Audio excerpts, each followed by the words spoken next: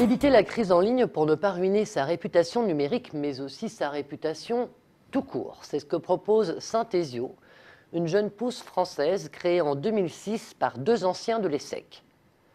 L'outil, mis au point par l'éditeur de logiciels, permet aux entreprises de surveiller les conversations en lien avec leurs intérêts, d'évaluer leur e-réputation, mais aussi de dialoguer en temps réel et ainsi de gérer leurs relations clients en ligne.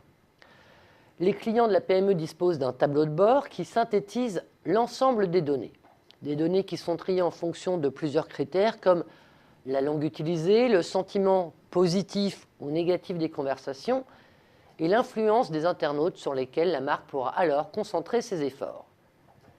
Les équipes de Synthesio travaillent aujourd'hui à améliorer l'outil en perpétuelle évolution, notamment en termes de traitement du big data et d'immédiateté du recueil de données. Alors, pourquoi? Tout simplement parce que les volumes de données augmentent chaque année. Il faut 20 ans pour bâtir une réputation et 5 minutes pour la ruiner, résume le milliardaire américain Warren Buffett.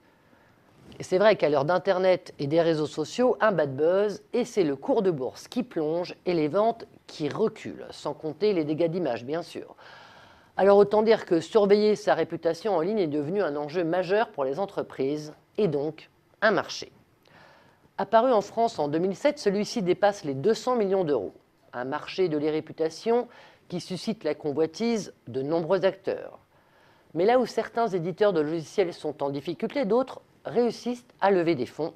C'est le cas de Synthesio, qui, distingué comme l'un des champions mondiaux de l'e-réputation par le cabinet Forrester Research, a levé 14 millions d'euros auprès d'Invest Partners il y a quelques mois. Une levée de fonds pour enrichir son outil, donc, mais aussi pour se développer à l'international. Les États-Unis restent un gros leader du marché de la veille, mais l'Europe n'est pas très loin, nous n'avons pas à rougir, de l'avis de Loïc Moisan, le PDG et cofondateur de la start-up Parti Vivre à New York. D'après lui, l'installation la plus rapide possible à l'étranger, l'exploitation des compétences des ingénieurs français est un facteur de succès. D'ici à fin 2015, le spécialiste de la Social Media Intelligence envisage de doubler ses effectifs et son chiffre d'affaires actuel à respectivement 150 personnes et 20 millions d'euros. Synthesio travaille actuellement dans plus de 190 pays, en 50 langues et pour plus de 130 marques, dont Microsoft, Nissan, Peugeot ou encore Orange.